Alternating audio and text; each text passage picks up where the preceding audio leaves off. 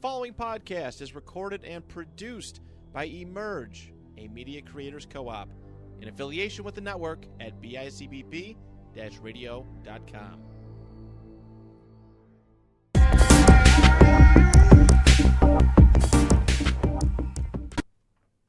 Hello and welcome to episode 29 of the Big Yak Podcast. It is I, Mike Pareto. Alongside me, Nico Soundbenny is back. He is back from his anniversary. Back from the anniversary, back from Canada. Yeah. It was a great time. Let me tell me about it. Like what'd you guys do? So Molly, she's sitting across from us here in the show today. Okay. She don't want to be on. But so we went down to Toronto. We got this really nice Airbnb. It was 65th floor condo. Went up. Okay, yeah, went up to Toronto. 65th floor condo. Fantastic view. I mean, you look out and you look to the left, and the entire Toronto skyline is just right there. Mm-hmm. Right after that, we went to the Raptors game. Got to see a Raptors win. Who'd they face? They faced the Knicks. So It was a pretty cool. It was a fun game. Got to see RJ Barrett live. Got to see Mr. Obi Spicy Toppin. P. Yes, yeah, Obi Toppin. Mm-hmm. Spicy P. So that was great. You see Drake? No, I wish. But Raptors won. Okay. It kind of eased the Bills' loss a little bit. We'll get more on that later. Yeah, we'll talk about that one. Had a really, really great steak dinner. Shout out High's Steakhouse. That was fantastic. And then checked out the Hockey Hall of Fame. So we did pretty much every other sport but football. Yeah. We drove past the Toronto. Are they the Argonauts? Yes. We passed by the Toronto Argonauts field, which was about as football as we got. But yeah, it was a nice little break. Yeah. So where'd you stay in Toronto? Like, was it on the water? Was it like West King Street? We were was literally right in front of Scotiabank. Yeah. We were okay. right Right in that downtown. square. Like right on York Street, Okay. where the stadium is. Mm-hmm. We were a 2-minute walk from the stadium, a 10-minute walk to our steakhouse. As soon as I parked, we didn't have to take out the car again. That's the thing that I love about Toronto. I was just there, September, October? And I go there once a year. I mean, with COVID, I couldn't. But, besides COVID, I was there, once or twice a year. And it's just everything is in walking distance. That's what we were saying. We were talking about that as we were leaving. We were like, everything is so walkable and it's so lit up and open too. It was like it was an easy walk everywhere. Yeah. And Plus the Ubers aren't that bad. Exactly. Yeah. Oh yeah, so that happened. Icy Greats. So were we coming out of dinner, or we were on the way to dinner, right? So we came out of the game on our way to dinner, and we're walking down the street. The entire stadium's walking out. Now, a little side story before we get into this. There were Axe body spray representatives at the game, and so they were handing out free bottles of Axe. Were you running away from them? So I shit you not, the streets of Toronto just smelled like Axe body spray. Oh no! So it was the most bizarre experience. So this is in the background of us walking to the steakhouse, and we're going over some grates, and I'm holding Molly's hand, and out of nowhere, her hand just flies out of my hand. She took airtime and up, and she literally legs up, up in the air, there was a dude behind us, and the dude, he stops, he goes, ooh. I feel like that's a good reaction. He goes, ooh. And then was it raining? Was it wet? It was slippery. It had snowed earlier that day. Okay. It was clear, but it was finally clear. So we thought we were in the clear. Did not walk on the grates, which I didn't really notice. We were the only ones watching on the grates. People that walked on the grates, and after I fell, I realized because those get slick. It was ice. It's worse than black ice. And I went down. Well, I have to say, I had the same experience when I was in Lyon. We went shopping at a clothing store. We bought these clothes. We were all excited. It started pouring, and I stepped on a grate, did the same thing. I thought I broke my tailbone. I'm crying and laughing. My sons are not helping me up. The rain dissolved the European bags because they don't believe in hurting the environment. So the bag disintegrated because in my hands. So I'm just carrying like a mush of what used to be a paper bag, and with a broken hip, and so it's the worst, isn't it? That's pretty. That's that. It was just so awkward. Like, I was just laying on the ground. Right. She said she felt like she was in slow motion. So many people around, like, She's like, I'm ready to go home now. Can we just go back to America now? That's but you're all right. oh my god. Oh yeah. I feel Okay. like- She bounced right back up. We got to the steakhouse. It was all good. And I didn't walk on another grate. The entire trip, she'd like purposely like walk all the way around them and make sure we didn't step on any going forward. Man. I almost felt like I was crossing the street. I'm like sliding around. I was stone cold sober, so I have no idea. Now imagine being drunk. You'd probably. Exactly. I would've been Slip slide. Slip Slip sliding away. Um, But yeah, Toronto was great. Even Molly getting airborne, but happy to be back. Yeah, Toronto's always a good time. Well, my weekend wasn't great. Yeah, you went to the game. Would you call it a game? Call it a Was it miserable a game? experience in which I need therapy. Do you need your money back? I got my money back, and the only way I got my money back. How'd you get your what? No, so I didn't get my money back by like the Ticketmaster or whoever, but I sold my Xbox, so I mean I got basically the money back.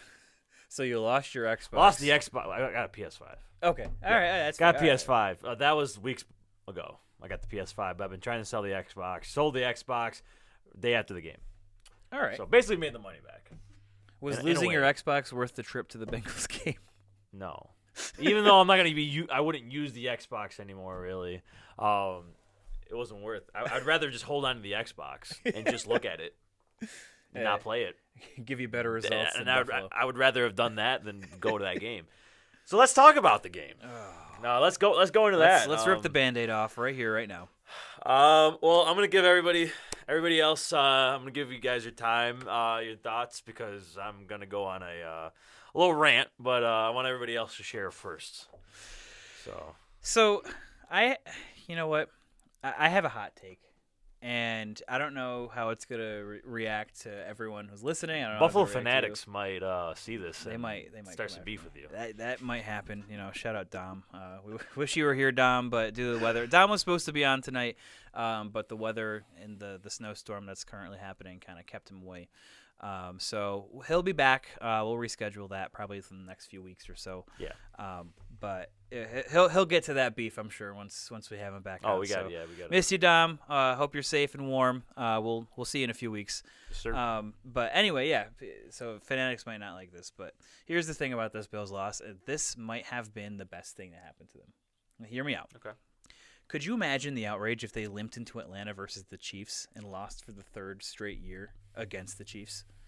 Or if they, squeaked by the Chiefs and went to the Super Bowl and then got thrashed by the 49ers or Eagles?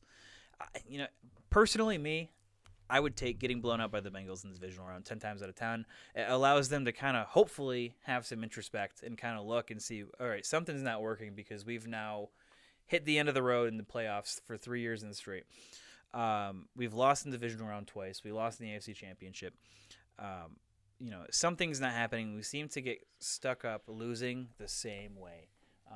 Defenses aren't making adjustments. I don't know why we were playing zone coverage for so long when obviously man worked and you could not play zone coverage in the snow and the slippery ice. So I don't know why that adjustment wasn't made. I don't know why I don't know why we drafted a man-to-man corner in the first round and put him in the zone and then just didn't play him. I don't know why we wait so long to use our rookies, even though they're straight contributors. James Cook had one fumble and he lost 6 games, but as you saw towards the end of the season, he was the better back. So I'm going to let you get into it because I'll probably feed off of that, but I hope that the Bills take this and have some introspect to only be that much better next season. Yeah. Before I start Moranto, Molly, do you guys have any comments? I'm going a little long, so I'm just. He's got the monologue ready. I'll just say something real. I mean, I hate to say it, and I guess maybe I'm pessimistic because having been through this way too many times. I did not feel good about this team going a while back. I give a lot of it, even before tomorrow, I felt it was a lot of just injuries. I felt we were very predictable in several games that we couldn't blow. I don't think we need to blow out every team 55-2, but there were too many games that were close that on paper shouldn't have been close. And I was frustrated with, and it just reminds me of when I used to have these conversations with my dad back in the 90s that Ralph Wilson would be cheap. And I feel like we should have gotten an offensive coordinator. I feel like Leslie Frazier. I hear that. Definitely. Von Miller was not enough for me. How old's Von Miller? 33. 33. And they were worried that would he make it through the season? That was a discussion. Leslie Frazier I was kind of okay with, but I was disappointed that we didn't find a true offensive coordinator. Right, we're not rebuilding. Team that was just and when we realized, and it was my last point, and this is my only other thing why I wasn't surprised that we lost. When they realized that Gabe Davis was not playoff Gabe Davis that we all kind of fell for, and we weren't getting the production we were expecting, they could have got McCaffrey and changed the way the game, but we trusted the process. And here we are. So now we wasted a year. We wasted a year of development. Yep. Now some of these guys are gone now because we lost them on their rookie contracts. Josh Allen's and now, so we can't afford another big high-priced wide receiver. Mm-hmm. So we got to go back to the draft. And I'm not starting over. I don't think we're starting over, but it reminds me of like years of this. Well, next year, wait till next year, and I just don't want to wait till next year anymore. They should have rented a player. They should have gotten a better offensive coordinator. They should have done those things. And look at what the Rams did. And Rams did it. San Francisco did it. Like, look at those. But look at San Francisco. Mm-hmm. Where are they going? They're still playing. Yeah. And they got a chance. And I think it was one guy, right? Yeah. CMC. All it took was Christian McCaffrey. I mean, Christian McCaffrey is a big. To me, that's the big biggest one difference guy, in that team that pushed them over the hump for me. Watching, not that I get to see San Francisco play much. That's my frustration because here we go again. And guys my age are sick of the here we go again. Here we go again. Like, and I feel bad because I feel like this team is significantly better than all those other teams. Yeah. And it should have been better. I know the injuries and I know that Buffalo's been through a lot, but that's why they should have played. They should have been playing their heart out if they would have, it just didn't look like they were excited. And that was, and maybe the energy was tired. dead. I can understand that as a human. But it's just tough. It's just tough because, that's mine. Sorry. Here he goes. He's ready. Let me just. All right. Okay. I went to the game. Everything was going swell. Went to the game. Had the grill out. Making some beautiful burgers and dogs. Everything was going great. Glizzy Mike, yeah. I'm sitting there, and I start seeing the snow start coming. And I'm like, at first those flurries, I'm like, all right, it's whatever. We pack up the grill, we start walking in the stadium, it starts snowing. Snow globe. I started, like, all the doubts got in my head, and I didn't feel right. So I, get in the game, go to our seats. I'm looking at the field. Field's covered in snow. It was really coming down, and it wasn't coming down at like a blizzard rate. Like it wasn't like blizzard conditions, but it was heavy snow. It's Orchard Park, right? So there's some heavy flakes, it's thick, yeah, heavy. It's like what we saw tonight. Yeah. And so I'm sitting in my seat. I'm like, all right, let's do this thing. First drive, Jamar Chase touchdown. Just got trampled. I didn't even have the game on yet, and I get a text from my dad, just says "yikes," and I'm like, "Oh boy, here we go." Jamar Chase ran this route, was in the slot, basically was covered by Tremaine Edmonds, and the safeties just looked. Why are you having Tremaine Edmonds covered Jamar Chase? 2, this is zone, the same man. Why are you having the safeties are too far back? It's like. I'm sitting here. And they were playing Tampa 2 most of the game, right? Playing Tampa 2, yeah. That's Leslie Frazier runs a lot of zone, way too much zone. And Jamar Chase touchdown happens. I'm like, all right, whatever. Got grittied on by Jamar Chase. Didn't want to see that in person in my own end zone. Well, all right. Oh, you were in the end zone. I was right in front of the gritty. Oh. I felt horrible. And I'm like, all right, fine, we bounce back, whatever. Josh drive, horrible drive, first drive, whatever. Second drive, go down, Hayden Hurst, wide open touchdown. I'm sitting here 14-0. I'm like, all right, this is bad, but we'll be all right. We'll think of something. Went, got the touchdown. Josh quarterback sneak. I'm like, all right, we're fine. We're good. We're good. No, we weren't good. March right back down the field. The way the game went, and people who have watched the game on TV and people who are at the game, we all have the same opinion, is the Bills looked like they didn't want to be there. They had zero energy. I don't know where Sean McDermott is getting the whole, the energy was there. Matt Milano said the energy wasn't there, and I'm trusting Matt Milano. Matt Milano was like one of the only people out there actually like trying. Yeah. Mm-hmm. And I feel like that's been this like a common theme the whole season. That wasn't the first time where it's just Matt Milano out there putting his heart out. Matt Milano was out there just being the defense. Yep. And you coming into this game, Cincinnati had 3 offensive linemen out. And you mean to tell me this defensive line that, you put money in, you draft Ed Oliver, 9th overall pick. You go out and get Jordan Phillips, Tim Settle, Daquan Jones. You draft Greg Rousseau. And you mean to tell me, how many years in a row have we drafted a D lineman in the first round? And you mean to tell me you couldn't get to Joe Burrow? What, you got to Joe Burrow once? Barely? I got 1 sack, 2 sacks? With backup offensive linemen. And he had a lot of time. Oh, he had too much time. I stopped counting at one. I got to stop counting because I was like, 1,001. Oh my God, come on! And again, the prevent defense. We played a prevent defense the whole time. Like it was just like we're not going to give up the big play, and then they give up the big play anyway. The way Leslie Frazier called that game was they were expecting this big play from T. Higgins, Jamar Chase, and it wasn't. They did the big plays early on. That Jamar Chase like a 30-yard touchdown pass. After that, Joe Burrow only threw 5 to 10-yard passes, dink and dunks.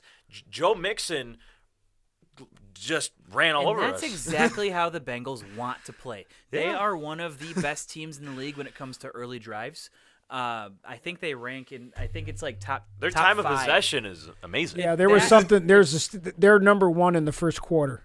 Number 1 team in the first quarter, and I think they had more touchdowns than any other team for like kickoff, like first drives. Yeah. So that was the game they wanted to play. They wanted to get out to a big lead early, then dink and dunk you to death. And it looks like they shoved the Bills to the ground, and the Bills never got up. Yeah, and then so defensive side of the ball got bullied by backup offensive linemen. I mean, Joe Mixon is good, but I mean, this was the 29th ranked rushing offense in the league coming into that week. Yeah, and so now you flip it to offense. Offense couldn't get shit going. It's the same old thing where Ken Dorsey's play calling is just like lackluster. 3rd and 2 game on the line. Let's throw a cannon to Gabe Davis. Yeah, I mean he had it's the same thing. It's like Gabe had some drops. Granted, the weather was bad, but when you have bad receiver play, and then you're sitting here like, well, where's Stephon Diggs? Stephon Diggs is getting bracketed. Like Stephon Diggs is getting doubled. He's getting taken out of the game. Mm-hmm. So then you sit here, you got to rely on Dawson Knox. Knox had one. Dawson Knox had the best game out of everybody simply because everybody else, Diggs was covered and Gabe and McKenzie couldn't produce to save their lives. Offensive line was horrible. Roger Saffold was just letting people by. Spencer Brown. You're an offensive lineman. You're a pro starting offensive lineman. That big and that strong, but gets bullied play after play. It's assignment football, and that's what being a lineman is. You take the most dangerous man. So if a defensive end is cutting inside, you got to have your head. You got to have your head on a swivel. You got to have your hips open. You got to move your feet. He's not moving his feet. He just doesn't move his feet. He's too slow, and it's just. The one play that stands out is the play where Josh almost gets strip sacked by Mike Hilton. Yeah, let's talk about that. DN crashes inside. All right, so Spencer Brown helps out Ryan Bates. And then Mike Hilton just... Don't mind if I do. I'm just going to walk into here. And it was just... He could have moonwalked into that. He literally probably could have, did a slow jog and would have got there. It was sickening. I mean, granted, Mike Hilton is a good corner, but Mike Hilton is blitzing. Mike Hilton's the corner though. Yeah, Mike Case Hilton. in point, Mike Hilton is a corner. They didn't even have Mike Hilton like sneak up and blitz. Mike Hilton was blitzing from where he lines up on the beginning of the play. Well, did you feel like there were any adjustments? No. Like, he never adjusted, and I'm like, okay, well, this isn't working. So, like, and the thing is, who were our other wide receivers? 2 old guys that we brought back. That we weren't sure if we were going to Cole Brown Beasley. and Beasley. Like, we're bringing back 2 guys that we didn't want anymore, that nobody else wanted, instead of like, so that was our options. But even there weren't check downs. They were just like, they got down and was like, well, we can't run now, even though it was the first quarter. Yeah. You can still run in the first quarter. Yeah. You were getting off the field so quick that Burrow had all this time. Like, they did to us what we've been doing for a while to teams, and I don't know, like because there wasn't that many injuries on the offensive side, right? No, not really. No, that offense was full you power. Can't, I mean, I guess you could give the defense a little bit of slack, maybe, but because you got so many guys hurt, but I don't know. And it's just offensively, man, it's so frustrating because you're so one-dimensional with Josh, and it's like you can't throw the ball because you have inconsistencies with your receivers. You're not utilizing, as you said, the guys that we drafted. You draft James Cook to be a receiving back. Second round, by the way. Second round, and he's not even being used for that. He's being used as a traditional running back. And lots of teams start rookies. Yeah. There's a lot of rookies still playing right now, and we just don't seem to trust our Rookie rookies. of the Year. That's an award. Yeah. There's an award for Rookie of the Year, Sean McDermott. And your players are never going to win one I trust the because you don't process. play them. And you draft Khalil Shakir. Khalil Shakir, I mean, has had some bright spots. I mean, granted, he's had some rookie mistakes, but granted, he's still a rookie. Right, Not all rookies are amazing, right. But then again, like, at least try.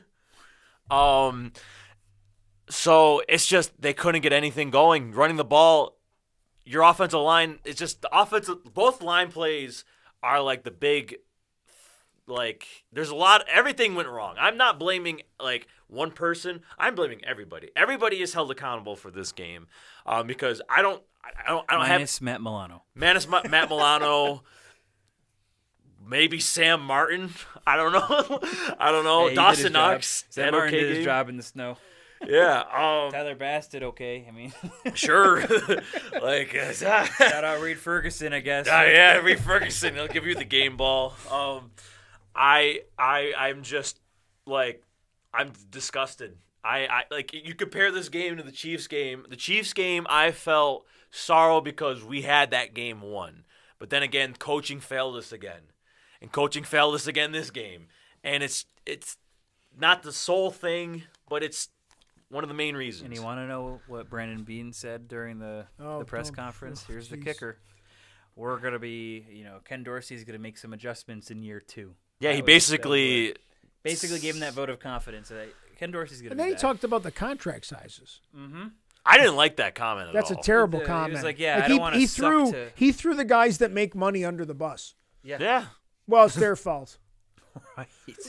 We paid Giggs a lot of money. Like, it was Who almost like signed them? that's who he was mad at. Yeah. Like, I was, that comment I didn't like because ultimately, I thought they should have looked. I was hoping that the defensive coordinator was going to leave, that Leslie Frazier was going to get a head coaching job last year, because I was really thought that was the problem in the Kansas City game. We should have been able to slow down Kansas City a couple times. We never did. Yeah. If we could have slowed them down once, we went to. I think we won that game 3 times last year. Right. I mean, It's just. it's frustrating. It's just frustrating. Like, that Kansas City divisional game, the 13 seconds game, that was sorrow because we had the game won. This game, I'm pissed off. I am just so frustrated with the team because I know we could play better than that. But it's just they didn't look like they want to be out there. And another comment I want to make is I don't want to hear that the Bills have a cold weather advantage. I don't want to hear that, they could play in the snow. Nobody could play in the snow. Do you want, like, Nico, when it snows out, Do you want to go outside and shovel Yeah, I'm the playing snow? 7-on-7. Do you want to go play a football game in personally, the snow? I'm a football guy. Yeah, we're gonna do 7-on-7 next time there's a snowstorm. I hate when it snows, and I know a lot of people out there hate when it snows. Why? I wish we were getting a dome. I really do. This offense right now is built to be a team that plays in warm weather or in a dome. They play a spread offense. They play a spread. They play like, dude. They run a. It's like Coach Bass. No offense, Coach Bass. It's like Coach Bass is running a high school offense out there. That's what Ken Dorsey does. No, but Dorsey, when I was watching that game and in between going downstairs to clean out a filing cabinet because I needed to. I listening on my headphones and I put the phone when I couldn't watch it, and then I just have to go back to watch the replay of a terrible play. Like I'm like, what the hell? How did that happen? But he reminded me of watching a college coach.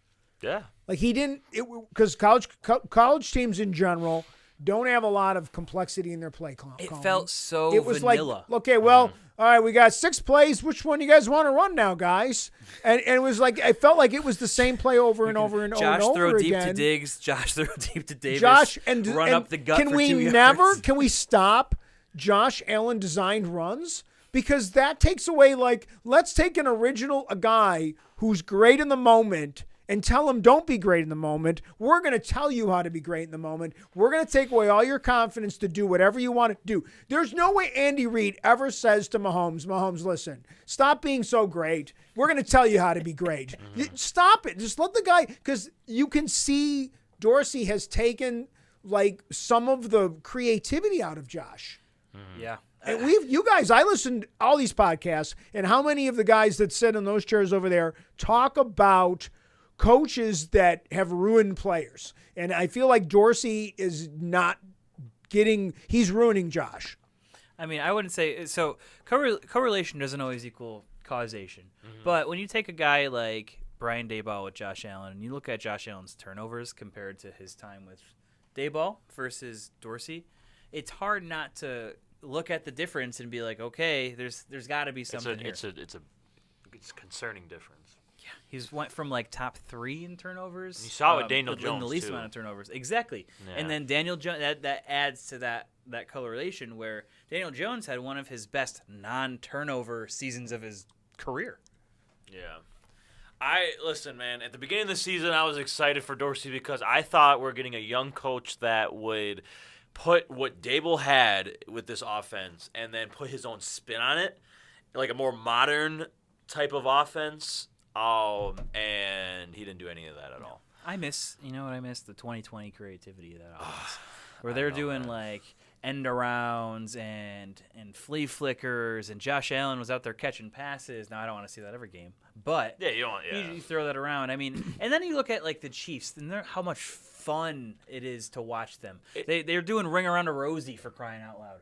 Yeah. You look at the 49ers, you see how much fun they're having on the field. George Kittle looks like he's having the time of his life every single week. You want to know what I like with piggybacking off that point? I think Kansas City, with how complex that offense is, but it's complex in a good way. I feel like they have like it feels like when you watch them play, they have like an initial play call, but there's more than one play in the play call. Yeah. It's like, things break down and Mahomes has like the second like option. The second like It feels like every play is an option. it's like, all right, first half of the play didn't work out. Here's the second half of the play. I'm gonna roll out and Jerick McKinnon's gonna come back And to me. everyone and just knows. flick it. And like But they also have a very complex way that they call the plays in Kansas City because Andy Reid calls some games, the other guys call some games. They have a really good team process for calling the games as a group. And there are moments in the game where Andy takes over. Yeah. And to me, like that is leadership. I mean, I'm not the world's greatest coach, but I had assistant coaches, but I knew when I had to make the decision. And I had to live by those decisions. And sometimes you have to really – and I just feel like they didn't – there isn't that. It's like these guys are like there's like the wing. There's the offensive wing over here, the defensive wing over here. Brandon Beane's doing his own thing. No, like is Brandon Beane not watching the games? Because really, because again, everybody get back to Gabe Davis. Oh, Gabe Davis was great in the playoffs. We had one good game in the playoffs, but then they were like, did by week 3 we kind of realized Gabe wasn't. he was back to what we thought he was, right? Mm-hmm. And then we made no effort to rent me a player. Hockey does it all the time. Rent me a player for the year. Get me to the freaking Super Bowl. Don't worry about salary cap. Just get through this year. Give them a nice incentive. And if there's lots of ways, and they just didn't do that. And it was, and I feel that's going to be, I think we're going to look back in 10 years, and this is going to be the year we're going to look back and say, this is a wasted opportunity. Yeah. On a positive note, how many years did it take Manning to win his first Super Bowl? We got time. We got time As long if as they Josh make the Allen- right decisions. Because otherwise, I still think he could be the best. He could still be the best quarterback in this league, but they got to give him the help he needs. Yeah. Going forward, I mean, that was just a despicable game. Going forward, I mean, what do you do? I mean, I know we're going to get into this more when we go to like free agency. This team needs a serious retool. Yeah. At the coaching level, at the player level. I wish they would have got somebody and replaced Dorsey, but I'm not going to call it a rebuild because they don't need to rebuild. They still have a strong base roster. They need to retool. They need to look at each position room and say what's working, what's not. Why do we keep losing in the divisional round every year? And take a look at the wide receiver room. I think you in the first round you have to go either guard, receiver, or safety. best player available. That's not defensive line. Please just take a break from defensive line. They haven't. Brandon Beane has not drafted a receiver in the first 3 rounds as being a GM. I saw that today. That's true. That is true. That is true. So hopefully a guy like Jackson Smith, the Jigba, comes. Quentin Johnston. I don't think Quincy Johnson is not going to last. I know. To 20. I think we're 26. Go Frogs, man. 20, But 26, come on. 25, whatever we are. 27. 27. Yeah. Or maybe a guy like Zay Flowers. I would love for Zay Flowers. Jordan to come in Addison? this offense. Maybe? Jordan Addison could fall. Maybe. We'll have to see how combine and pro days go, but you take a receiver in the first round, then maybe you sign a safety, or you do the opposite. You take Jordan Branch if he lasts in the first round, and take him, the safety from Alabama. Yeah. You have to retool the offensive line, get big grizzly bears for offense. You need mobile guys. You need guys who are, not necessarily like young. I mean, you can't really get like that young of offensive linemen that are going to make an impact like that, like signing. But you got to get guys that are, are big, but they're not like freakishly big like Spencer Brown, who are just flat-footed. Like trees. Like trees. You need a guy that's like, good comparison. If Malik Leverett was a little bit more taller, give me a Malik Leverett, because he was, when we played football, he was a guy who was short for an offensive lineman. Yeah. He's undersized height-wise. But he got underneath. But he got underneath you, and he was fast, and he was quick, and he would knock you on your ass. He knocked me on my ass. He would pull, and he would shove his helmet right in my neck, jaw area, and I was sitting there like, yo, Malik, you're my boy and all, but that was kind of dirty. we need I'm not, I mean, that's a crazy comparison, but I want something like that, man. I want our guards. You know what would be crazy? And I feel like Indianapolis is in rebuild mode. Yeah. Why not give a call and see what Quentin Nelson's going for? Why not? Yeah, Even I would be okay with us spending our first rounder on Quentin Nelson. Just saying, I don't know if that could be an option. I don't know if they're even shopping him. I don't know what his draft value or his trade value really looks like. But what if he went and made a move like that? Brandon Beane did say there's going to be no blockbusters in this offseason. He said that, but then Von Miller exactly. was a blockbuster. Stephon Diggs was a blockbuster. So why not use your first round pick on a known commodity? This is a team that still is in win now, but needs a retooling. Look what the Chiefs It's did. in win now, but the problem is I think. And I don't know, don't quote me on this. I don't know if I want to go ahead and say this right now, but I feel like the window is definitely not closed at all, but it's starting to close. Mm-hmm. Like I think McDermott's and McBean's seat isn't warm, but it's like you're in the car and you turned on the seat warmer, and it's not starting to get a little sweaty a little bit. It's on the first level. It's on the first level. I'm going to say it's getting to a point where you've had four playoff departures when this team was expected to be great. I mean, granted, the year we had Houston loss, I mean, we should have beat Houston, but we didn't really expect to go that far. We just wanted to get to the playoffs. We were a year ahead of schedule. Yeah, but granted, both Kansas City losses and the Cincinnati game, you got to start warming the seats a little bit. Let me ask you this. Yeah. What if the Bills go on? What if they don't even win the division this offseason or this next season? They don't win the division. They sneak in as a wild card, and they lose again in the playoffs. If they sneak in in a wild card and they still lose, then I think Is McDermott done? I don't know if McDermott's done.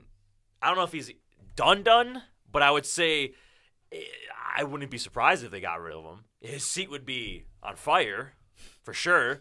But I'm just saying right now, the seat's just, it's a little chilly. Press the seat warmer a little bit. The heater's been turned on. The heater's been turned on a little bit. It hasn't. The seat's not hot yet, but the heater's. And then you got to hold Bean accountable too. I mean, I know we have we talked Big Baller Bean and stuff like that, but it's just when was the last time he drafted a Pro Bowler? 2018. The last 2 drafts have been. Has he lost his nerve, Bean? Maybe. Because I feel like we were. Remember we got Diggs and everybody was like, "Wow, Big Baller Bean." Wow, we went for it, and then we went and got a guy for the punting this year. Yeah, no, he minds. Yeah, but he was supposed to, and we didn't. That was our big move on draft on trade deadline day. To be fair, he did say that he drafted him for the offense, and he was just never used in the offense. So I don't know where the disconnect. That's on Ken Dorsey. Mm-hmm. That's on Ken Dorsey. Again, and then I don't know. So if is there, based on what you're saying, because I'm just trying to follow up on what I'm hearing, is there a coach? Obviously, who cares about the smaller level coaches? The coaches, are there any coaches that you think they should get rid of this year? I would have loved to got rid of both coordinators. That's just me. I want both coordinators gone. You go out and you get more of a veteran presence. Like, I wouldn't mind Frank Reich coming here and being offensive coordinator. I wish that could happen. It wouldn't happen. But if in an ideal world, I mean, in a dream world, we'll say, give me Sean Payton as my offensive coordinator and Vic Fangio as my defensive coordinator. Not gonna happen, but why? Like, a Frank Reich is more possible than, of course, Sean Payton or someone like that. But it's just, I don't know who else is out there. I mean, Cliff Kingsbury, maybe? I don't know. I mean, maybe he's better as a coordinator. They got Joe Brady. I feel like could be more cut out for offense coordinator than. Let him get involved in the play calling, even more so if he currently is. Let him get more so. Promote him to Do you think either of the offensive or defensive coordinator are going to be offered a job? Well, I know Dorsey was requested by Carolina, so I think he's going to. Which I thought was a problem because I feel like that was last week while he should have been preparing for a playoff. For a playoff. I know he didn't interview. I don't care. It's still a distraction. Yeah.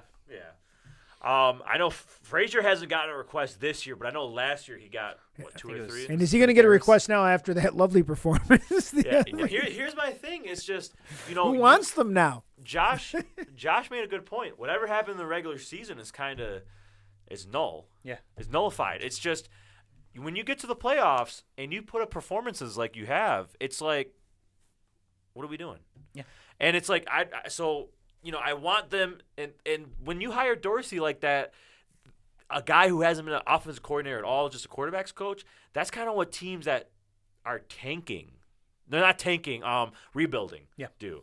They go out and do something like that and then hope they hit on it. Grow with the team. Yeah, Frazier was a good signing at the time, and, he's had some good moments, but in postseason, that's when it matters. That's when it's like you can do whatever you want. You go undefeated in the regular season, but you could be a second round bounce out. First round bye, you get eliminated second round. It's like, what was that all? Look at the Cowboys until this year. I mean that's been the joke with the Cowboys for how many years that they couldn't win a playoff game, right? And somebody said that they hadn't won a playoff game 12 years. In 12 years, and really had only gotten past a wild card spot, since the 90s, right? Like 30 years, I think something like that. It was like, we don't want to go through that again. Like, you got to figure out, like, there is 2 seasons, and sometimes it's about peaking, but this was not like everybody kept saying, "Oh, well, Josh peaks when he gets to the playoffs and all that But he stuff," didn't. but he just didn't, and it just. I mean, they were lucky to get through the last 2-3 games. weeks of games, if you think about it. I mean, I don't know. Yeah, I mean, they didn't confirm Frazier's job, technically. So, I mean, I don't know if they're just assuming it. But I would love for them to, have hit, like, say if he were to resign or we fired him or he got a head coaching job elsewhere, you hire, like, a young up-and-coming D coordinator, but you don't necessarily have to have them call the plays. But maybe this year, Sean McDermott, you actually call plays. Well, he's a defensive coach, right? He's a defensive coach. That's what they hear all the time. He's a defensive coach. Then how is he not, like, that's why I said that before. How come he's not jumping in and say, Leslie, man, what are we doing? Yeah. Like, stop giving up 5 yards on every pass. Like, that's, you do, 20 of those, guess what? They got a touchdown. Yeah. Like, because, we stopped some other teams. Yeah, we didn't stop but that's not Cincinnati. Like, it was just, it looked, he kept looking at his clipboard like something was going to change. Like a super play was going to show up. I mean, Cincinnati had 30 first downs. 30. It's unreal. So just going forward, I mean, I wish they would just get rid of both coordinators and, start fresh with more experienced offensive coordinator and just a different feel on defense. But I don't think that's the way they're going. So hopefully this year, this is a very crucial year for this organization. This, head coaching, all the coaches, the front office. It's because you can't do what you did last year. I mean, yeah, you went out and got Von Miller, but you got Von Miller. You only got one big splash move guy, and he got hurt. And that was like the thing we feared. You might not get him back at the start of the season. Might not get him back. Look at how slow Trey White's recovery was. And then he didn't. I don't think he ever got back to form. No. You draft guys, as we just said, James Cook, Khalil Shakir, don't use them properly. You go out, you get Naeem Hines, don't use them properly. 13 snaps in the regular season. He was there from the trade deadline to the end of the season. How do you? He had 2 touchdowns on the special teams. Like, maybe let's get him involved. Yeah, I mean, you can still have him as a return man, but damn, like, line him out outside. Get creative. It's just there's no creativity in this offense. But, yeah, going forward, this is a big year for Bean. As I said, the seat warmers turned on for everybody. But I'm not calling anything out. Yeah, I'm not jumping the gun right now. There's still hope, but I'm just saying the window is starting to close. So Agreed. That's the end of my rant.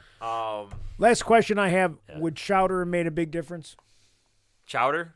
Crowder. Crowder. Excuse me, Crowder.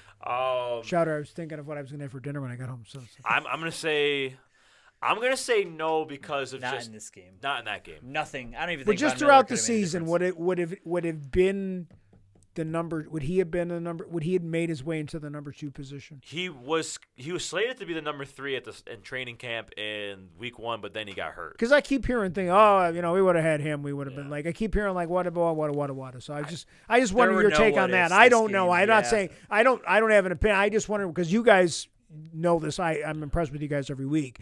And I was just wondering what you thought on that because that's one of those talking points I keep hearing on the radio. I just don't know. on He's TV. new to the team. I just don't think he has enough chemistry to make an immediate impact. Like a guy like Micah Hyde would have if Hyde would have played.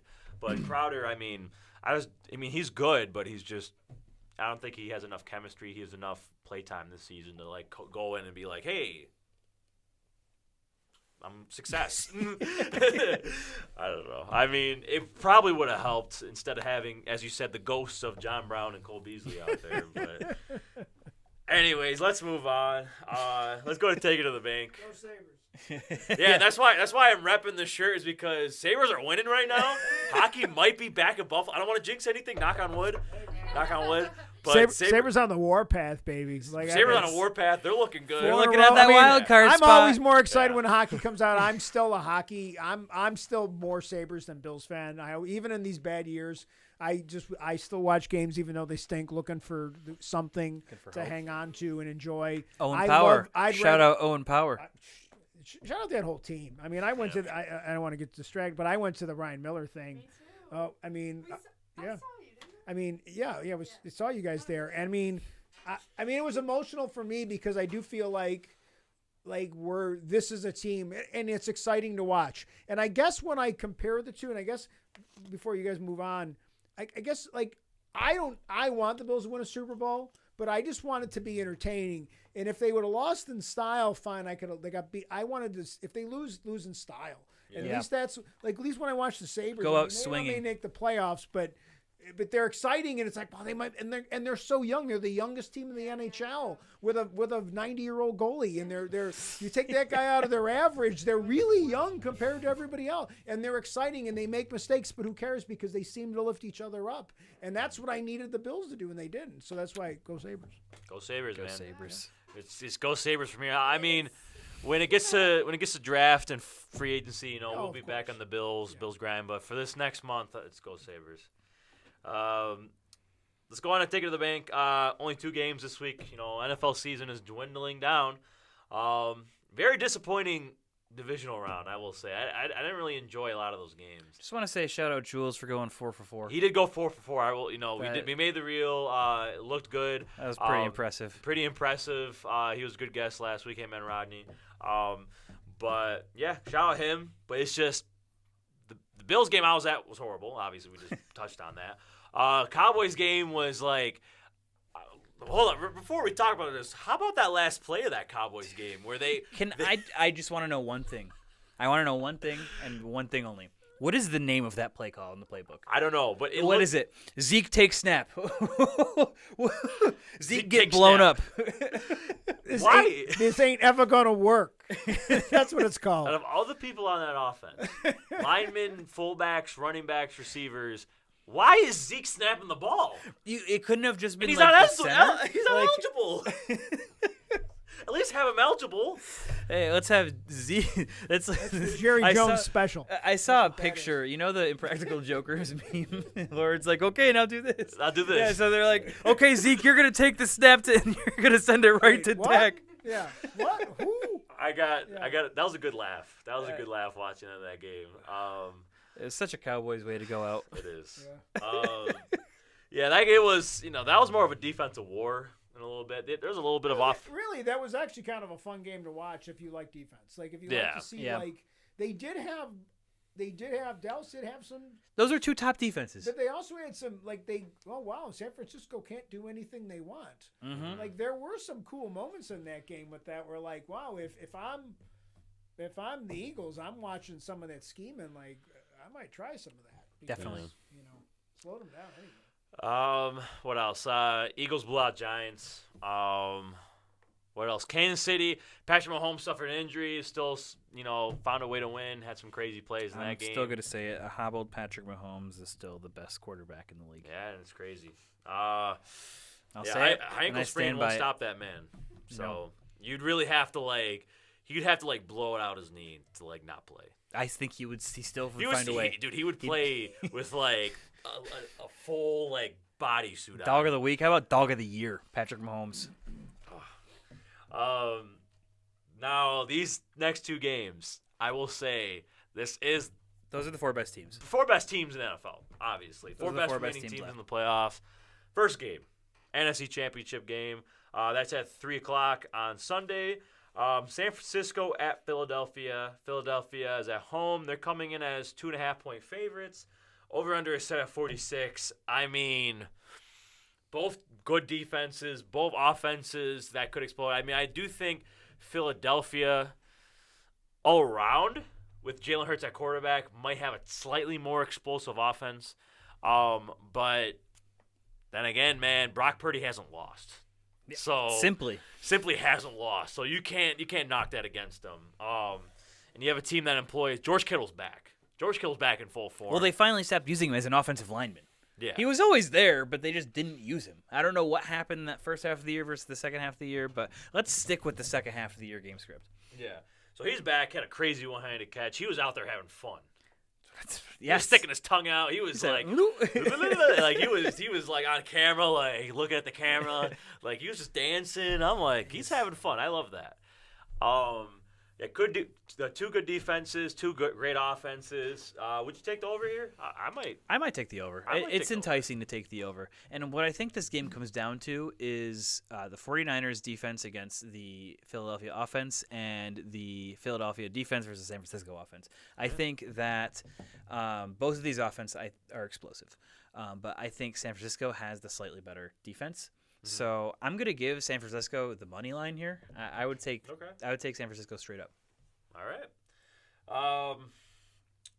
Yeah, both of these games have really small spreads just because of how good these teams are and how good they match up well against each other.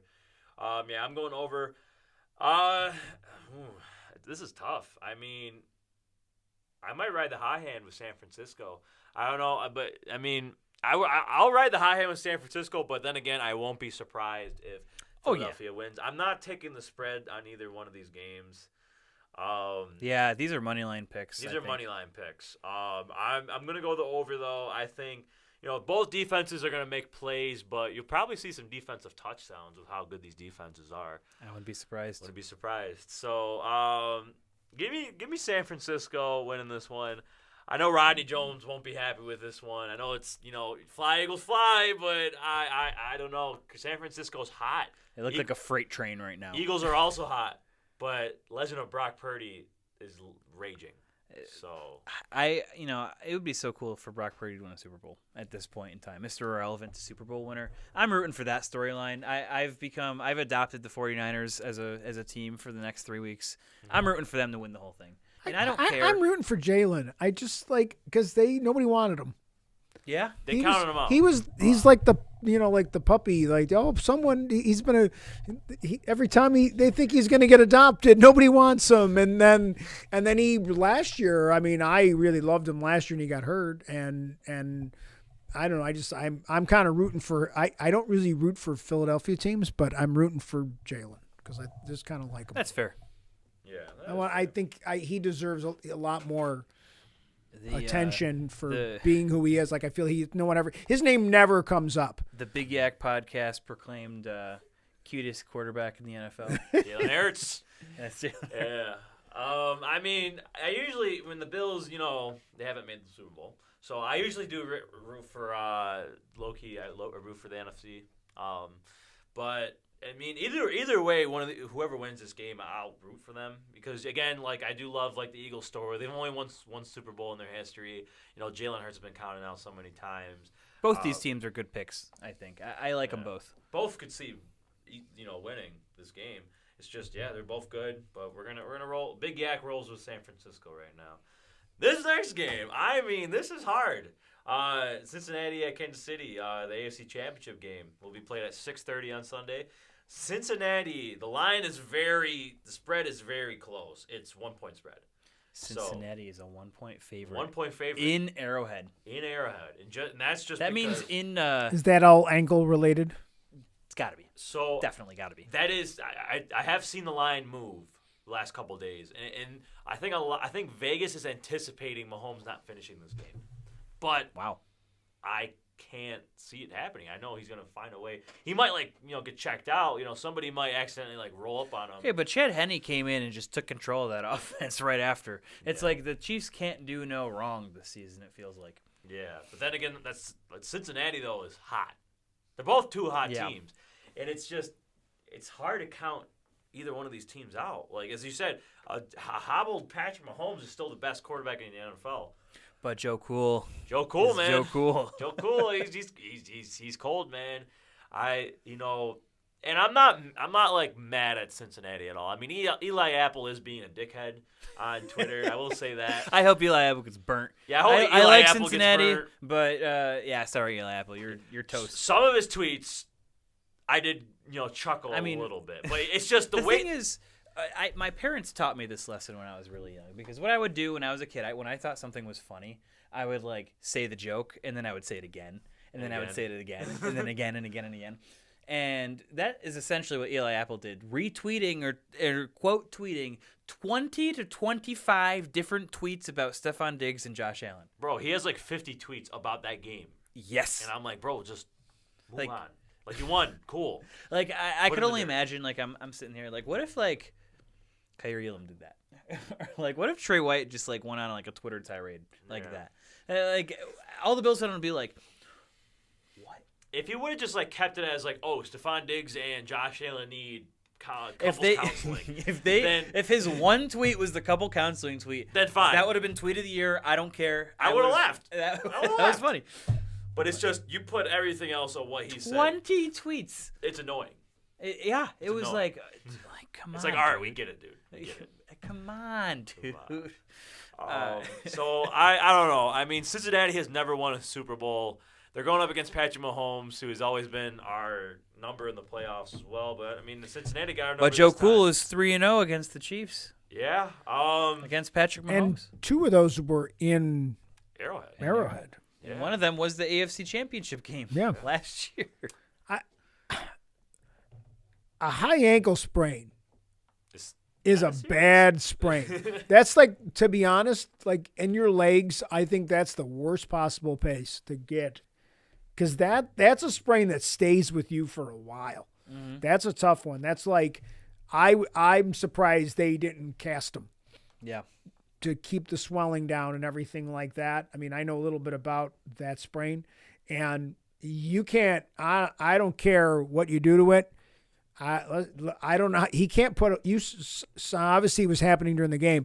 I want to see and obviously they're keeping him pretty hidden from the media. Like, can he put any weight on that thing? He can't. He plants his back foot. That's his plant foot. That's all your leverage. So it's all going to have to be checkdowns. Yeah. Which I think. Don't you think Cincinnati's got a pretty good defense to figure that out? Minus Eli Apple. Yeah, minus Eli Apple. Worst guy on the team. That's just my interpretation of the injury, how the injury affects how they have to call that game. I still think the Chiefs find a way.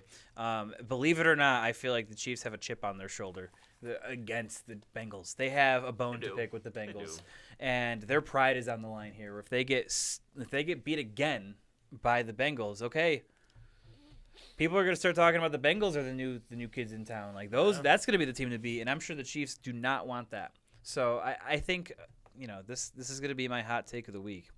But I think the Chiefs win it and win it in dominant fashion. I'm taking Chiefs money line. Sorry, Joe Cool. Yeah. I'm gonna take a Chiefs statement game. I'm going against you here. All right. And maybe this is just because I witnessed this Cincinnati offense last week, but they just look great, man.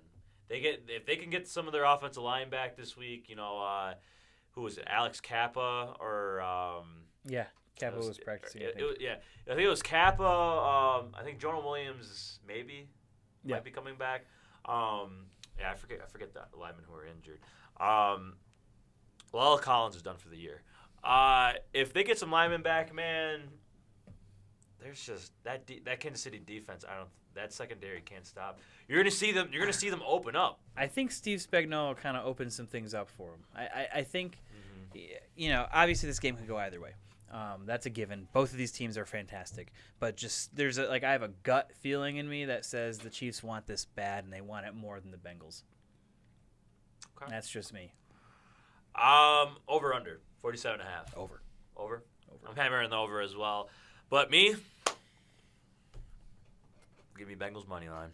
I don't know. Are you gonna smoke a cigar on set next week? I think the Bengals. Joe Cool style. I think the Bengals are going to ride the hot hand. I know Kansas City's also hot, but I think Cincinnati, it's in the plans, man. It's just, I think. If they win, you got to walk in with the chain and the fur coat and the hat. I will dress up like Joe Cool. You got to come in like pimp style. I will. Listen, I did that. One of my Halloween costumes was not Joe Burrow himself, but what Joe Burrow, an outfit that he wears. I could dress up like Joe Burrow for the show. Yeah. So if he wins this week. I expect it. So next week with our guest, and we're going to announce who the guest is in a little bit. Next week, if they win, I'm going to dress up like Joe Burrow. Okay. If the Chiefs win, I will be wearing my oversized Patrick Mahomes jersey. Fun fact, I own a Patrick Mahomes jersey. Oh, You own a you Patrick look like Mahomes his jersey? wife. In the This is AFC, with the in the oversized. AFC throwbacks. Shout out Dexter, actually. Dexter Griffin sold it to me. Wait, is it the hoodie? No, it's a jersey. He Okay. got it, except it was like not the right size. So he was like, he put it up on a story and was like, "Anyone want this?" I'm like, "I'll take it." And so I have a throwback, like the mustard yellow and red Chiefs jersey. Isn't that the color rush technically, or no? No, not the color rush. Is it It's the it's alternate? the AFC alternate throwbacks. AFC alternate It's a- throwbacks. I know think I they know only- which jersey you're talking It's about. the yellow base and the red lettering. Yeah. Oh, okay. No, that's It's the ketchup and mustard jersey. Yes. The ketchup and That's- mustard jersey. When it came out, when that came out and they played. I remember that game. They were wearing it, and someone called it the ketchup and mustard jersey. When was this? When did they I don't use know, these? like Was it like first year or second year, right? of Mahomes? It was a while back. Yeah, it was his first or second year. Yeah, that's the jersey. Do we Yeah, gotta? oh, Can we get that's the the- overhead Yeah, camera? put it real quick? under the camera. there. Those are the inverted jerseys. Yes. Yeah, so I don't know if they actually wore those. Actually, so you ever see the Bills jerseys that are? I don't know. There it I don't is. know. They Close wore that enough. in something. They might have. I know. So you know how like the Bills came out the inverted jerseys and they're like navy. They're Yes. Like navy. It's like that. Yeah. Yeah. So I have one of these jerseys. Fun fact. It's big on me because it was like the wrong size. It was like printed wrong. You gotta wear a headband too. Like Oh, yeah. Mahomes Okay. does. Done. Headband and Mahomes jersey. Done. One of us is dressing up next week, and Yeah. our guest is gonna be kind of confused. Yeah, we just gotta tell them. Someone's got a Brock Purdy jersey. Jeez. I wish. I don't got one of those. I would sport a Brock Purdy jersey. Yeah. So yeah, hammering over. You got Chiefs. I got Bengals. Let's go on to our underdog pick 5 of the week. While you're getting that up, I can get us paid real quick. Underdog keeps it super simple with their easy-to-use website and mobile apps. Pick between 2 and 5 players to fill out your pick'em slip. Get every pick right and take home some cold hard cash. Use code BIGYAC BIGYAC and get your first deposit doubled up to $100 by Underdog. I have my 5 picks ready to go. We might have some similar ones because probably there's do. only 2 games. But. 2 games. So here's my take 5. I have Christian McCaffrey higher 0.5 rushing plus receiving touchdowns. I think that's a gimme. That's basically a Christian McCaffrey anytime touchdown. Mm-hmm. Give me Deebo Samuel higher than 19.5 rushing yards. I have that one. That's going to be solid. He could rip that off in one run. One end around will get that. One jet sweep. Jalen Hurts higher than 1.5 passing touchdowns. I think that's bound to happen. I could see 3 total touchdowns for Hurts this week, 2 rushing, 1 on the ground. Give me Joe Mixon higher than 0.5 rushing receiving touchdowns. I just think that Joe Mixon's due. So I have him getting a touchdown next week, and Travis Kelce also getting higher than 0.5 receiving touchdowns. So I went heavy on the touchdowns this week because I think a lot of points are going to happen. Mm-hmm. So those are mine. So yeah, we have the same Deebo Samuel one. So here are mine. I stayed away from Kansas City's just in the event Mahomes does re-injure himself and he doesn't play. So I stayed away. But then again, if he's out there, that obviously can't happen. So I just stayed away from Kansas City just to be safe. So this is what I did. A little bit of risky. Took all hires. Fun fact, I went 0 for 5 last week with my underdog take 5. So I have it in my compilation of edits. I have it. I have the 0 for 5 reel. We're not going to sitting talk around, about that. We're not going to talk about that. Maybe next time we lose a bet, we can. I can air that one. Listen, we still need to go on our Hoffer House date. Yeah, we still gotta order the. I gotta find myself some Carson Wentz Eagles shirts. Yeah. So this is what I got. I got Jalen Hurts. And this is a little bit risky because of how San Francisco's defense is. But I think Jalen Hurts still balls out yardage wise. I think combined he has 297.5 total yards. Jamar Chase higher than 0.5 touchdowns. I mean, I watched him gritty on me last week. Only right. I'll put him on here. Deebo Samuel higher than 19.5, same as you. I have Christian McCaffrey higher than 4.5 receptions, just because I think they're going to deploy. It's not like they haven't, but you're going to see a full Christian McCaffrey game.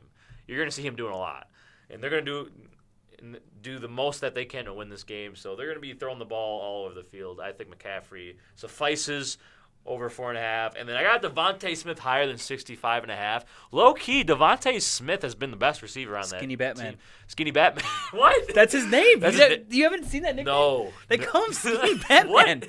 Yeah. I have not seen Skinny Batman. Skinny Batman is that's his Oh. Skinny Batman That- Eagles. Did you see that just pop up on Google? That's news to me. I don't know if I've been out of the loop. Who is Skinny Batman? Devontae Smith. Okay. Skinny Batman have over 65.5 receiving yards. I mean, he's been balling the second half of the season and the postseason. He's looked good. I think. I mean, I don't know if I'm gonna go out on this. He was supposed limb. to be my fantasy wide receiver. He's my sleeper, or not my sleeper, my keeper. He was for supposed Jules' to be league. mine in Jules' league. Yeah. Yeah. So, he's just been balling. I mean, I don't know if I'd go on a limb and say he's been better than A.J. Brown in the second half of the He's season. been a great 1B. He's been the T. Yeah. Higgins to Jamar Chase. Yeah, but he's putting up wide receiver 1 numbers. Definitely. So, that's my take. Underdog pick 5 of the week. Hopefully, I at least score 1 this week because last week I decided not to. I mean, you can't get much worse. Can't get much worse. So if you guys decide to go on your date to Hoffer House, a good day for you to go. I'm doing an advertisement for a friend of mine. Her band's the Fleetwood Mac Experience. It's Miranda I'll go Kate. see Remember some- Miranda Kate Yeah. from Niagara Falls High School. That's her family. Her mom and her is in Yep. that band, and they're performing at Hoffer House on February 4th from 6 to 9. February 4th, 6 to 9. It's a Saturday. Saturday. I got to work Alright. at 5. Yeah. I don't know my plan Because when you just said yet, it would have but been better if they were Eagles cover band. Because it could be, like Eagles. Yeah. Sorry. Dad Dad Nico's joke. just in the background. Dad joke. But Fly, Eagles, Fleetwood fly. Mac. Fly, I Fleetwood gotta Fly. go on I don't know if eBay that's a and try to thing, find so. a Carson Wentz Philadelphia Eagles T-shirt. They don't make them anymore, obviously. Yeah, I mean, as long as it's just like an Eagles, I mean, if you can't find a T-shirt, I mean, maybe you could find somebody else that's funny, Tim Tebow or somebody. J.J. There's that's gotta what we be- talked about, J.J. too. There's got to be On something. Offer It Up, there's got to be like a jersey. Maybe somewhere. I'll text Reno and be like, name one random Eagles player. Ronnie actually might have a Carson Wentz shirt. We might be able to ask him. That's great. That's great. Yeah, moving on to the War Room. The War Room. So this is big. We're gonna take a deep dive into this. So we don't have content technically for the War Room just yet, but this is our plans going forward. And I feel like Nico proposed this plan to me a couple days ago, and tell us a little bit about it. Yeah, so, as the season comes to an end, we were getting a lot of people asking, is the show going to go on a break? I know people that, friends and family that, are you guys taking a break in the off season? I'm like, listen, football is a 365-day sport. When it's not in season, there's the free agency, there's the combine, there's the draft, then there's mini camp, then there's training camp, and then it's the season all over again. There is always things happening in the NFL, and not even in the NFL, but just football in general. So, we as a show are trying to get as creative as possible in providing the best content for our listeners every single week, and building our show. So I pitched the idea over to Mike, and it started working out really well. We are going to be starting an interview series with NFL draft declarees. Obviously not the big name ones, because It's hard to reach out to them because of agents. I mean, they're Exactly. busy. So don't expect any first round picks on our show. But that being said, the NFL is made up of mostly those day 2, day 3 guys. There are only 32 picks in And the first round. the undrafted free agents. Exactly. Too. And there's only so many people to talk about that the national media can kind of talk about and still make them relevant. So we want to kind of bring light to those lesser known names that are declaring for the draft and help them kind of establish themselves and state their case for why they should be drafted, or why teams should give them a shot, why they should be going to camps. So we have compiled lists and lists, and we're still doing research and doing our own self-scouting to find these players that are looking to go into the draft, that are looking to get a combine invite, and interviewing them, giving them a platform to talk about themselves and talk about why a coach or why a team should trust them, and why they should be dependable and why they should be part of one of these 32 teams' plans. So we, over the next few weeks and months leading up to the draft, we will be having a number of potential draft prospects on our show, whether it be in person or whether it be via Zoom email or Zoom interview. And they're not going to be regular episodes like a typical, we're still going to have our flagship episode every single week. Wednesday nights at 7 is still going to be going strong. Yep. But we're adding additional content. And these additional content will be interviews and scouting reports, and we're still working on a name a little bit for it, but it's starting to piece together, and we have some interviews lined up that we're really excited about. So going into that, next week we will be having a special guest on. His name is Terrell Ford, a draft prospect for this year's draft from the University of New Haven. He is a All-American punt returner. It's New Haven, if nobody knows. It's a Division II school in Connecticut. So Terrell's going to come on the show. He is a Buffalo native.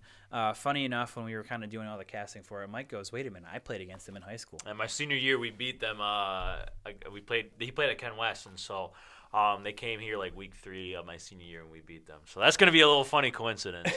So, Terrell, if you're listening, get ready for some smack from Mike. But a little bit of smack, nothing crazy, but I mean. Yeah. But yeah, so he's done well for himself in college.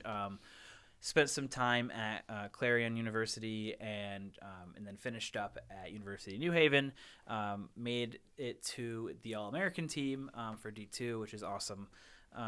And he is a wide receiver and kick returner. So we're going to have him on the show. He's going to talk about himself and talk about him beyond just being a player.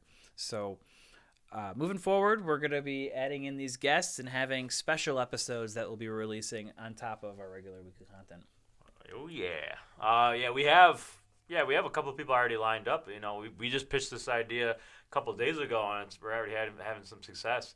So, I mean, if anybody knows any connections, like put us on, you know, if you're watching this, shoot us a text of an idea of who we should reach out to. Or if you're a player that is currently watching or going to watch the show throughout the week and you want to come on, just shoot us a text on Instagram or, you know, reach out to us any way that you can. We have a link tree on our Instagram, so.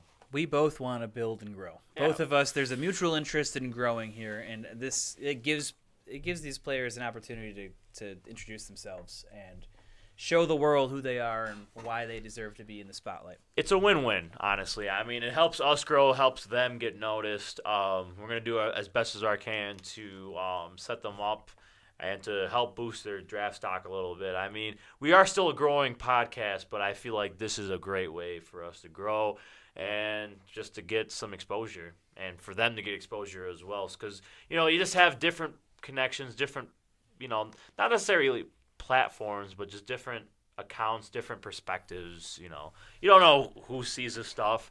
You know, we have over 10,000 subscribers on BICPP radio, but we don't know who it is. Right. We don't have the exact demographics just yet.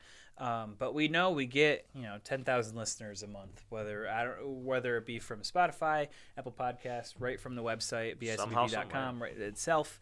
But people listen. Yeah. So if you're one of the 10,000 listening and you want to kind of spotlight yourself, if you're getting ready for the draft or plan to get ready for the draft, by all means reach out, please. Yeah. So yeah, hopefully this grows into something beautiful and something beneficial. Me and Nico are very excited. Yeah, it's going to be a very fun process. Yeah, can't wait for next week's show. Yeah, as you said, going to be talking a little bit smack to Terrell, but it'll be all in good spirits. And so, but the main picture is we're going to, go through maybe highlight a little bit of his film, ask him questions, just about the journey. It's all about the journey. I mean, I feel like that's how it is for a lot of people out here. We're just one stop on his journey. One stop on his journey, yeah. Yeah, and he's training in Buffalo currently for the combine and the draft and whatnot. And so he's going to be coming in. He's going to be one of our in-person guests because the other ones are going to be more Zoom related because they're from all over the country. I know we have a guy from Colorado State. Yeah, we do have a Colorado State player that's that we're in the works with negotiating a time and day for. Mm-hmm. We have someone from Ohio University, UB, and then a couple others. Some more D2 schools as well. Some very exciting guests and some guests that a lot of people will be looking forward to seeing. So yeah, we're excited for that one. Yeah. So yeah, that's gonna start coming out next week. We'll have a title. Will be more news on our Instagram mostly, YouTube, and Facebook. But But yeah, I mean, yeah, that's gonna be rolling out next week. That's all we have for today's show, honestly. Do you have any closing remarks, Nico? No, yeah, like I said, the war room is expanding. It's expanding. The game plans are being built out. So obviously, with 3 NFL games left of the season, the show is going to shift gears a little bit. We're going to focus on the draft, and our flagship weeks will probably be more free agency focused and combine focused until those happen. And then, of course, leading up into the draft, we'll have mock drafts. We'll have other guests on to kind of talk about and give their version of mock drafts, and some repeat guests too, and kind of bring it all back together. As we also, I mean, a few more months, we'll have we'll be hitting our 1 year mark too.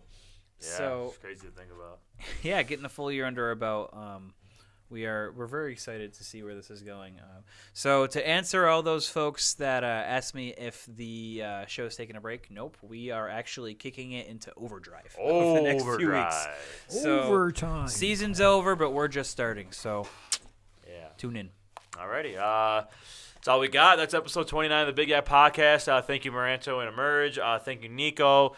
Thank you, Matt Johnson, BICBP Radio Network. I'm trying to go fast. Thank you. I will say this real quick. I mean, even though it was a stressful season, Thank you, Buffalo, for giving us content. Thank you, Buffalo. Very stressful, but it's forever go Bills. But right now, let's go Sabres. Right now, let's go Sabres because the Sabres. Sabres on the warpath. You know, this playoff hockey might be coming back to Buffalo, so we'll see. We'll see you guys next week for episode 30. Big 3-0. Big 3-0, episode 30 of the Big Yak Podcast. We'll see you guys next week.